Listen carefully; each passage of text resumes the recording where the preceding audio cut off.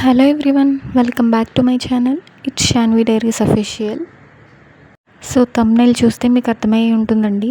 ఈరోజైతే పండు మిర్చి పచ్చడి అనేది చేస్తున్నామండి. సో లేట్ చేయకుండా రెసిపీలోకి వెళ్ళిపోదాం. 1 కేజీ పండు మిర్చిని తీసుకొని నీటిలో బాగా కడుక్కోవాలండి.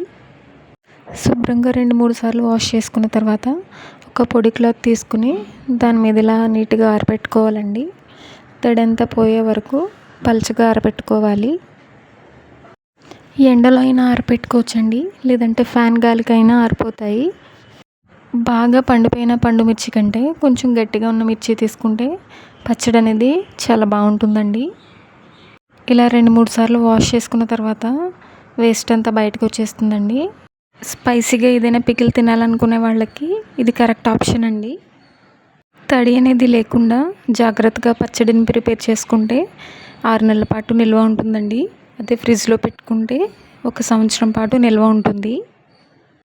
ఆరబెట్టుకున్న మిరపకాయలని ఈ విధంగా ఒక పొడి క్లాత్ తీసుకొని నీట్గా తడి లేకుండా తుడిచి పక్కన పెట్టుకోవాలండి. ఇలా మొత్తం మనం తీసుకున్న మిరపకాయలన్నిటినీ క్లీన్ చేసుకుని పక్కన పెట్టుకోవాలండి.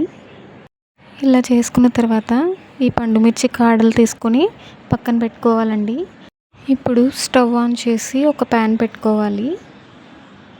ప్యాన్ హీట్ అయిన తర్వాత 1 స్పూన్ జీలకర్ర, ఒక 2 స్పూన్లు ఆవాలు, 1 స్పూన్ మెంతులు తీసుకొని బాగా దోరగా వేయించుకోవాలండి. స్టవ్ని లో ఫ్లేమ్లో పెట్టుకొని బాగా వేయించుకోవాలండి. ఎందుకంటే ఈ పచ్చడికి ఇది మెయిన్ ఇంగ్రీడియంట్ కాబట్టి. ఇలా దోరగా వేయించుకున్న తర్వాత స్టవ్ ఆఫ్ చేసి పూర్తిగా చల్లారనివ్వాలండి. చల్లారిన తర్వాత ఇలా ఫైన్ పౌడర్లా మిక్సీ చేసుకోవాలి. అలాగే దీంతో పాటుగా ఉప్పు, అలాగే చింతపండు కూడా సరిపడా క్వాంటిటీ తీసుకుని దాన్ని కూడా మెత్తగా పొడిలా చేసుకోవాలండి. ఈలోపు ఒక ప్యాన్ పెట్టుకొని ప్యాన్ హీట్ అయిన తర్వాత కొంచెం ఆయిల్ యాడ్ చేసుకోండి. నేనైతే ఇక్కడ 1 కేజీ వరకు మిరపకాయలు తీసుకున్నాను కాబట్టి దానికి సరిపడా ఆయిల్ తీసుకుని బాగా హీట్ చేస్తున్నానండి. పండు మిర్చి కాడలన్నీ తీసుకున్న తర్వాత వాటిని చిన్న చిన్న ముక్కలుగా కోసుకొని ఆయిల్లో ఫ్రై చేసుకోవాలండి. నేనైతే ఇలా ముక్కల్లా చేసుకుని ఫ్రై చేసుకుని తర్వాత మిక్సీ చేస్తానండి. డైరెక్ట్గా మిక్సీ చేస్తే కారం అనేది ఎక్కువైపోతుంది. సో ఈ విధంగా చిన్న చిన్న ముక్కలు చేసుకొని ఇలా ఫ్రై చేసుకుంటే చాలా బాగా వస్తుందండి. పచ్చడి అనేది ఎక్కువ రోజులు నిల్వ ఉంటుంది.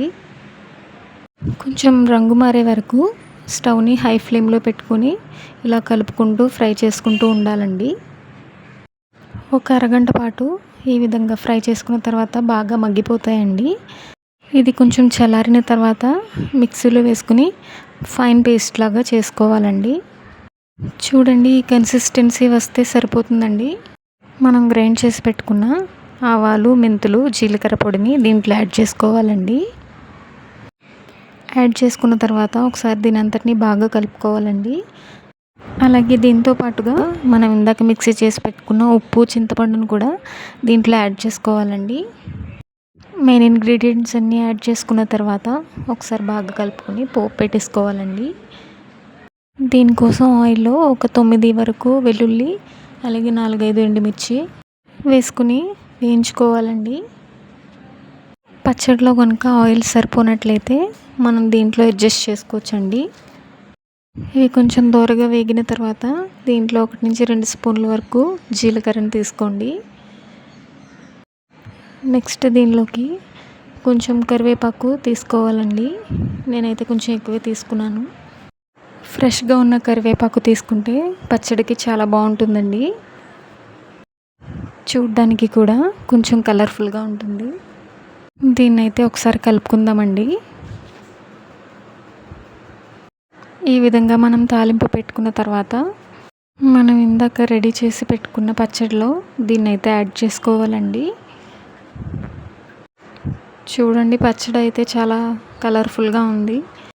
దీంట్లోకి మనం తాలింపుని యాడ్ చేసుకుందామండి. యాడ్ చేసుకున్న తర్వాత ఒకసారి అంతా బాగా మిక్స్ చేసుకోవాలండి.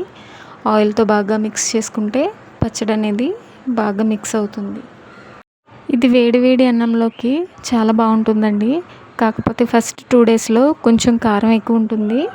మగ్గిన తర్వాత ఘాటు అనేది కొంచెం తగ్గి చాలా కమ్మదనం వస్తుంది. వర్షాకాలంలో దీన్ని తింటే చాలా టేస్టీగా ఉంటుందండి. మీరు కూడా ఒకసారి ఈ వర్షాకాలంలో ఈ పండు మిర్చి పచ్చడిని ఇంట్లో ట్రై చేయండి.